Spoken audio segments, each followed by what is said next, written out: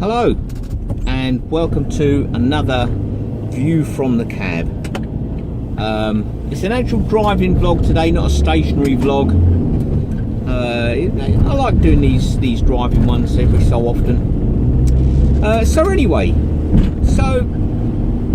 today's topic is going to be traffic. In my job I encounter a lot of traffic. I encounter a lot of traffic jams, and I encounter a lot of poorly designed road layouts. Mate, come on. And that's just the way of things. Now the main thing of today's vlog is the new Lower Thames Crossing that they will build, no matter what. They will build it. I just think it's a flawed idea, to be honest. No doubt it's designed and by the brightest minds, you know. I just think we're going to end up with the same problems as we've got at Dartford. I mean, with the Dartford crossing, they started off with the Dartford tunnel, and then the Dartford tunnels, I should say, because it's plural. Cheers, mate. We started off with the Dartford tunnels, and then when traffic there couldn't cope, they decided that the Dartford crossing would be a good idea. And we ended up with the Queen Elizabeth II bridge, the QE2 bridge, which, you know, was probably designed by the brightest minds, and, you know, and everything else, and it's designed very well, and it's a good bridge, and it looks good, and blah blah blah, right? But the trouble is, we've now got the same problem. We've got the same problem because traffic simply cannot cope in that area, even with two-lane tunnels going northbound and 4 or 5 lanes coming southbound on the bridge. Traffic, the road network in that area simply cannot cope with the volume of traffic, and it is a vast volume of traffic. And some days I see online the traffic is absolutely outrageous in that area. It is, you know, and it brings me to my next point, which is well identified by this next bit you're going to see right in front. There's too many cars. Why? There's too many cars trying to use the road network all at the same time. A lot of these cars are single occupants. You know, why? Rather than just churn up the countryside and build another road and another tunnel and, you know, chop down trees, we need to look at why. Why are there so many cars on the road? Why? Why don't people use public transport? Why don't people find alternatives? What are the alternatives? I mean, you could say, well, I mean, I was talking to somebody this morning that said it's convenience. You know, they can get in their car and just go into town, go to the supermarket, put the stuff in the car and go home again. They haven't got to stand around waiting for a bus. You know, they just get in the car and go. It's the convenience. I said, what if the bus was, what if you had a frequent bus, and it was free? And this person said, no, I would still use the car, just purely for convenience. So that does make you wonder. I mean, that attitude is obviously prevalent. Man fell off the curb there. It's obviously because I do the same. I'm not claiming to be a perfect saint, because I will jump in the car and I will go to a large supermarket chain, because there's no buses that run from where I live. There's no buses from where I live to the large supermarket chain that I want to go to. So I get in the car because it's more convenient than getting on the bus from where I live, going into town to the main hub, public transport hub, and then catching a bus that doesn't really go where I want it to go. It used to. There used to be a bus that would run there, but only one way. So it'd drop you off, but it wouldn't go back in to pick you back up again. What is the point of that? In this town, in the Medway towns, they did the same thing with the college. There's the Mid-Kent College there. In the morning, some of the buses would run down to the Mid-Kent College. But in the afternoon, not very many of them would, if at all.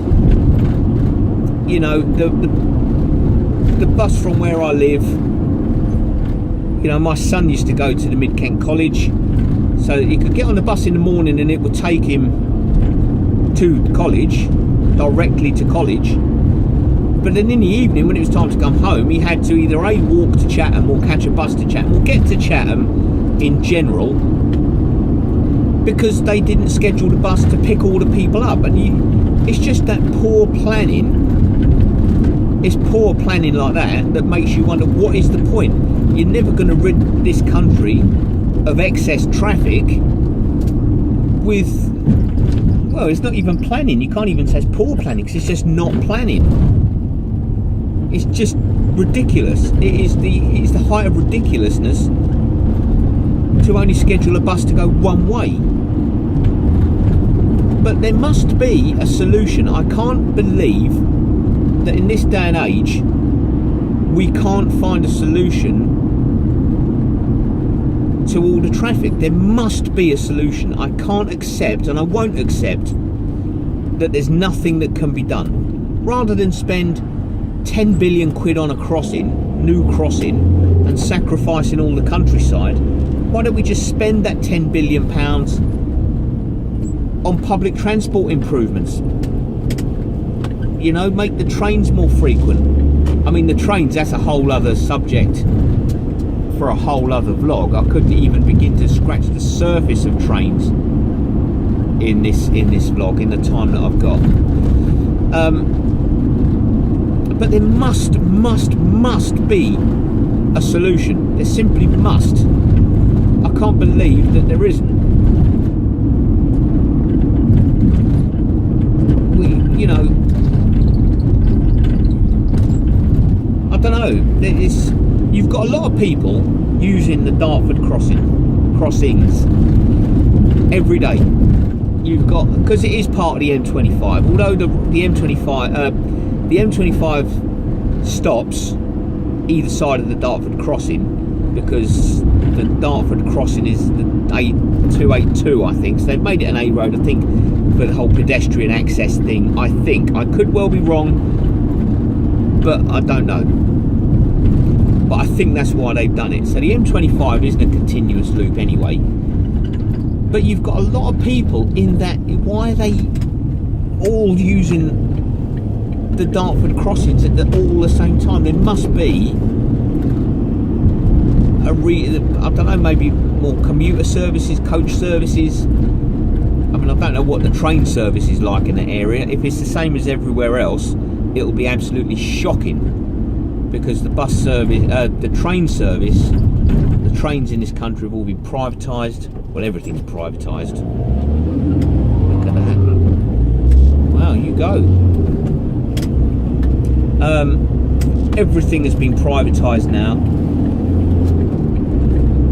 But there must be a solution. I can't accept that there's not a solution that can be found.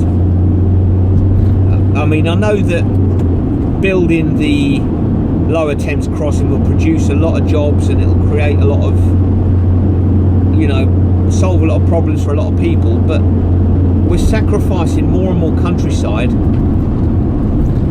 for these new roads and things all the time, and it's just not the answer.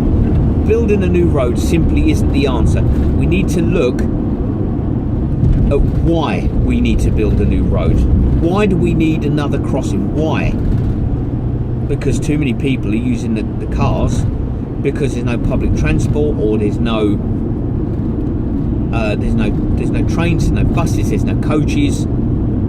Pedestrian access might be limited. I don't know what I don't know, but I can't accept it. I just can't. It doesn't sit well with me, you know. It doesn't sit well. We're going to lose yet more countryside. And the thing is, there'll be accidents on that road. They'll build this new road and it'll go through, and there'll be accidents, and there'll be vehicles that break down, because that's just what happens with machines. They break down. People make mistakes and they crash. So I just don't think it's the answer. We need to work out how to take these vehicles away or off the road network to start with. I know I've probably repeated myself a lot using different words, but there it is. These are just my thoughts. These are just my opinions. Just a view from the cab, really.